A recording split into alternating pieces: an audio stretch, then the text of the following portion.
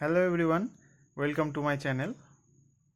গত রবিবারের কথা, ভিডিওটা করে রেখেছিলাম কিন্তু এডিট আর আপলোড কিছুই করতে পারিনি। সকালবেলাতেই মাকে নিয়ে গিয়েছিলাম চোখের ডাক্তার দেখাতে। বাড়ি ফিরতে ফিরতেই 12:30 বাজে। কী করব কিছু ভেবে পাই না। এদিকে সকলে মাটন খেতে চাইছে, তাই ঝটপট আমি একদিকে দৌড়ালাম মাটন আনতে। দোকানে গিয়ে মাটন শেষ। কাকু আবার কেটে কুটে আমাকে 500 মাটন দিলেন, চর্বিগুলো এমনিই দিয়েছিলেন। এদিকে ওই সময়ের মধ্যে মা কাটাকুটিগুলো করে রেখেছিল বলে ঝটপট রান্নাটা করে ফেলতে পারলাম। তেলে ফোড়ন দিলাম গোটা গরম মশলা, শুকনো লঙ্কা, তেজপাতা আর একটু জিরে দিয়ে কেটে রাখা পেঁয়াজগুলো দিয়ে একটু ভেজে চিনি আর লবণটা দিয়ে একটু নেড়ে নিয়ে ঢাকা দিয়ে হালকা আঁচে রেখে দিলাম। সেই ফাঁকে একটা মশলা বানিয়ে নিলাম। দিলাম বেশ 6-7খানা শুকনো লঙ্কা, একটু ধনে গুঁড়ো, একটু জিরে গুঁড়ো, কিছুটা রসুন আর আদা বাটা। আমরা জিরে আর ধনে গোটা কিনে মিক্সিতে আগে থেকে কিছুটা গুঁড়ো করে রেখে দিই, এতে এমার্জেন্সির সময় সুবিধা হয়। ওই প্যাকেটের গুঁড়ো মশলা অতটা ভালো লাগে না। এবার পেঁয়াজটা একটু ভাজা হলেই আমি মাংসগুলো ধুয়ে সরাসরি কড়াইয়ে দিয়ে দিলাম। আজ আর ম্যারিনেট বা কিছুই করলাম না, তাড়াতাড়ি রান্না করতে হবে, সময় নেই, খিদেও পেয়েছে খুব। পেঁয়াজের সঙ্গে মাংসগুলো কিছুক্ষণ ভাজলাম। মাংসের কালারটা চেঞ্জ হয়ে এলে ওতে দুটো রসুন দিলাম। মাংসতে রসুন খেতে খুব ভালো লাগে, কিন্তু আমার এই গোটা রসুনটা খেতে ভালো লাগে বলেই আমি দিই।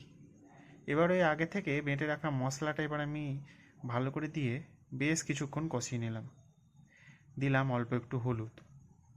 হলুদ দিয়ে কিছুক্ষণ কষিয়ে নিয়ে আমি এবার একটু মিট মশলা জলে গুলে দিয়ে দিলাম।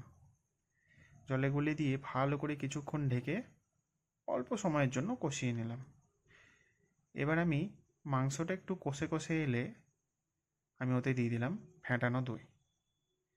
দইটা দিয়ে কিছুক্ষণ কষিয়ে নিয়ে আমি দিয়ে দিলাম কেটে রাখা আলু।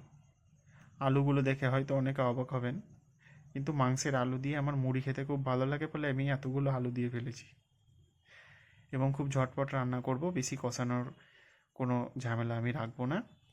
কিছুক্ষণ আলুটা ঢাকা দিয়ে রেখেই ঢাকনা খুলে আমি গরম জল দিয়ে ভালো করে ফুটে উঠলে ঢেকে রেখে দিলাম।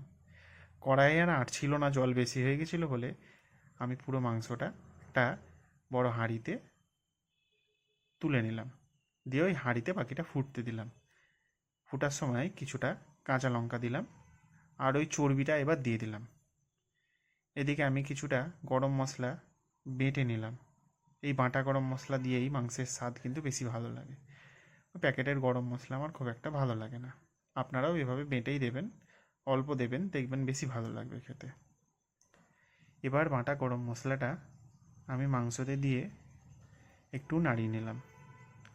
হয়ে গেল আমার আজকের এই পাতলা 1 বস্তা আলু দিয়ে মাংসের ঝোল। আপনারাই বলুন কেমন লাগছে দেখে। খুব খিদে পেয়েছিল, গরম গরম ভাত আর গরম গরম মাংস দিয়ে বেশ ভালোই লেগেছে সেদিন খেতে। আপনারাও এরকম হালকা পাতলা ঝোল বানিয়ে খান। এই গরমে বেশি রিচ খাবার না খাওয়াই ভালো। সুস্থ থাকবেন, ভালো থাকবেন। আমার ভিডিও ভালো লাগলে চ্যানেলটা অবশ্যই সাবস্ক্রাইব করে দেবেন। অনেক ধন্যবাদ।